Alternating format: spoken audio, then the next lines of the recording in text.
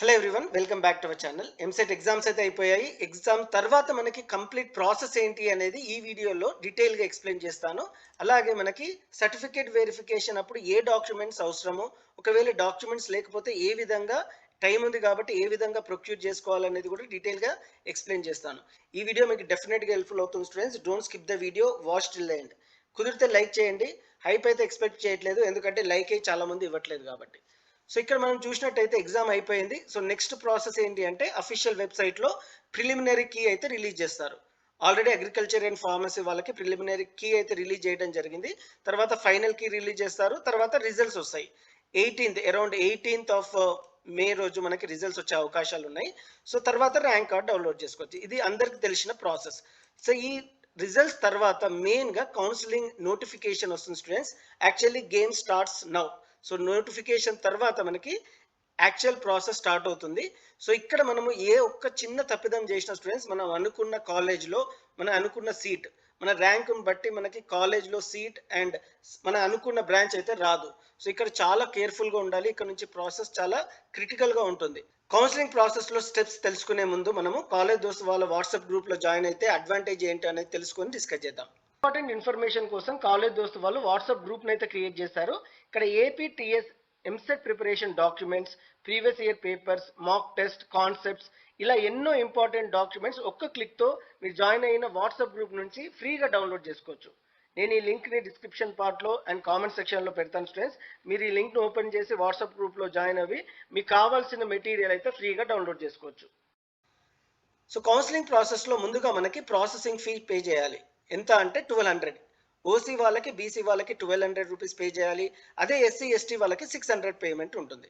అసలు మీరు అడిగితే సార్ ఎందుకు నేను ప్రాసెసింగ్ ఫీ పే చేయాలి అంటే, స్లాట్ బుకింగ్ అండ్ వెబ్ ఆప్షన్స్కి మెయింటెనెన్స్ ఫీ కింద మనం వెబ్సైట్కి అయితే పే చేయాల్సి ఉంటుంది స్టూడెంట్స్.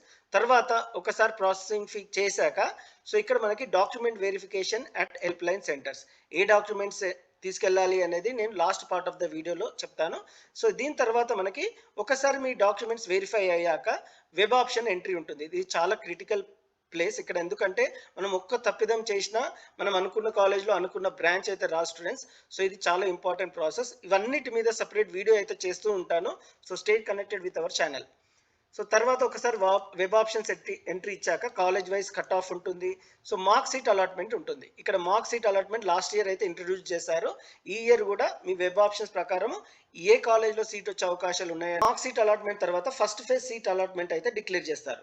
ఫస్ట్ ఫేజ్లో మనకి నచ్చిన కాలేజ్ అండ్ సెలెక్ట్ చేసిన గ్రూప్ వస్తే మనం ట్యూషన్ ఫీ అయితే పే చేయొచ్చు అండ్ కాలేజ్లో రిపోర్ట్ చేయొచ్చు. ఒకవేళ మనకి ఫస్ట్ ఫేజ్ సీట్ అలాట్మెంట్లో కాలేజ్ కానీ బ్రాంచ్ కానీ మనం అనుకున్నది రాకపోతే we can go for second phase counselling.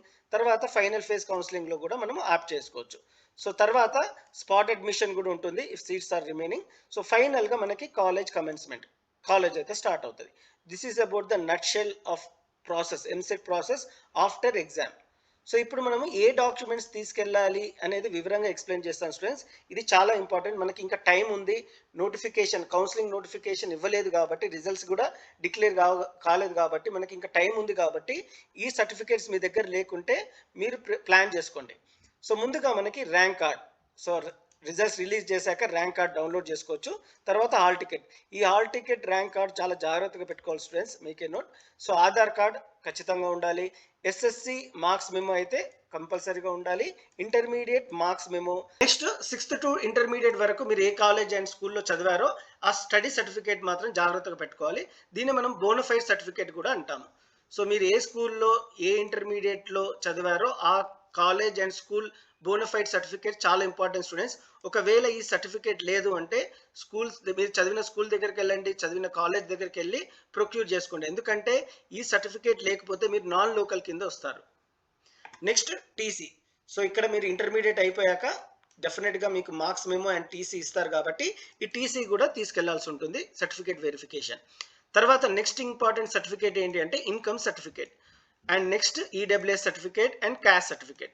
ఈ 3 సర్టిఫికేట్ చాలా ఈజీగా చెప్పాను కానీ చాలా ఇంపార్టెంట్. ఎందుకంటే మీ ఫీ రీయింబర్స్‌మెంట్ కోసం మీ ఫీ రీయింబర్స్‌మెంట్ అప్లై అవ్వాలి అంటే ఖచ్చితంగా మీకు income certificate and cost certificate ఉండాలి.